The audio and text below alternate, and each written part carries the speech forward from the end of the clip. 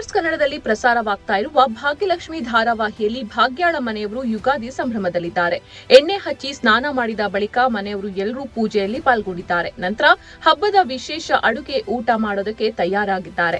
ಭಾಗ್ಯಾಳ ಕೈತುತ್ತು ಉದ್ಯಮಕ್ಕೂ ಕೂಡ ಉತ್ತಮ ರೆಸ್ಪಾನ್ಸ್ ಸಿಗ್ತಾ ಇದೆ. ಎಲ್ಲವೂ ಸರಾಗವಾಗಿ ಸಾಗಲು ಶುರುವಾಗಿದೆ. ಆದ್ರೆ ಈ ಹೊತ್ತಿಗೆ ಭಾಗ್ಯಗೆ ಮತ್ತೊಂದು ಆಘಾತ ಬರಸಿಡಿಲಿನಂತೆ ಬಂದಿದೆ.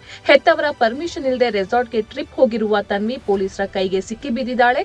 ತನ್ವಿ ತನ್ನ ಫ್ರೆಂಡ್ಸ್ ಜೊತೆ ರೆಸಾರ್ಟ್ಗೆ ಟ್ರಿಪ್ ಹೋಗಲು ನಾನಾ ಕಸರತ್ತನ್ನ ನಡೆಸಿದ್ಲು. ಆದ್ರೆ ಅದಕ್ಕೆ ಅಜ್ಜಿ ಅಪ್ಪ ಅಮ್ಮನಿಂದ ಪರ್ಮಿಷನ್ ಸಿಕ್ಕಿರ್ಲಿಲ್ಲ. ಕೊನೆಗೆ ಬೇರೆ ದಾರಿ ಇಲ್ಲದೆ ಪೇಪರ್ಗೆ ಸಹಿ ಹಾಕೋದಕ್ಕೆ ಶ್ರೇಷ್ಠ ಬಳಿ ಹೋಗಿದ್ದಾಳೆ. ಮನೆಯಲ್ಲಿ ಯಾರಿಗೂ ತಿಳಿಯದಂತೆ ಶ್ರೇಷ್ಠಳಿಂದ ಸಹಿ ಹಾಕಿಸಿಕೊಂಡು ರೆಸಾರ್ಟ್ಗೆ ತೆರಳಿದ್ದಾಳೆ. ಶಾಲೆಯಲ್ಲಿ ಸ್ಪೆಷಲ್ ಕ್ಲಾಸ್ ಇದೆ, ಹೋಗ್ಲೇಬೇಕು ಅಂತ ಮನೆಯಲ್ಲಿ ಕತೆ ಹೇಳಿದ್ದಾಳೆ.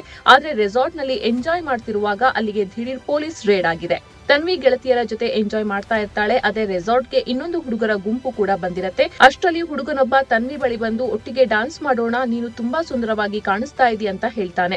ಅದನ್ನ ಕೇಳಿ ತನ್ವಿ ಅವನ ಕೆನ್ನೆಗೆ ಒಂದು ಬಾರಿಸ್ತಾಳೆ. ಅಷ್ಟರಲ್ಲಿ ರೆಸಾರ್ಟ್ಗೆ ಪೊಲೀಸ್ ಬಂದಿದ್ದಾರೆ.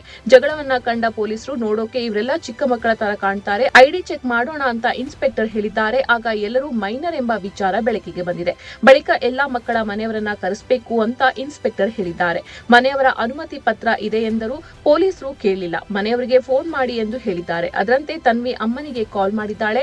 ಅಮ್ಮ, ನಾನು ಪೊಲೀಸರ ಕೈಯಲ್ಲಿ ಸಿಕ್ಕಾಕೊಂಡಿದ್ದೇನೆ ಅಂತ ಹೇಳ್ತಾಳೆ. ಪೊಲೀಸರು ಭಾಗ್ಯಾಳ ಜೊತೆ ಮಾತನಾಡಿ, ಇಲ್ಲಿ ನಿಮ್ಮ ಮಗಳು ರೆಸಾರ್ಟ್ಗೆ ಬಂದಿದ್ದಾಳೆ, ನಾವೆಲ್ಲರೂ ಇಲ್ಲಿ ರೇಡ್ ಮಾಡಿ ನಿಲ್ಲಿಸಿದ್ದೇವೆ ಅಂತ ಹೇಳ್ತಾರೆ. ಇದನ್ನ ಕೇಳಿ ಭಾಗ್ಯಗೆ ಆಘಾತವಾಗಿದೆ. ಇಲ್ಲಿಗೆ ಸಂಚಿಕೆ ಮುಕ್ತಾಯಗೊಂಡಿದ್ದು ಮುಂದಿನ ಎಪಿಸೋಡ್ ನಲ್ಲಿ ಏನು ಟ್ವಿಸ್ಟ್ ಇರುತ್ತೆ, ಮಗಳನ್ನು ಈ ಅಪಾಯದಿಂದ ಹೇಗೆ ಪಾರು ಮಾಡ್ತಾಳೆ ಅಥವಾ ಇದಕ್ಕೆ ತಾಂಡವ್ ಎಂಟ್ರಿ ಆಗ್ತಾನಾ ಅನ್ನೋದೆಲ್ಲ ನೋಡ್ಬೇಕಿದೆ.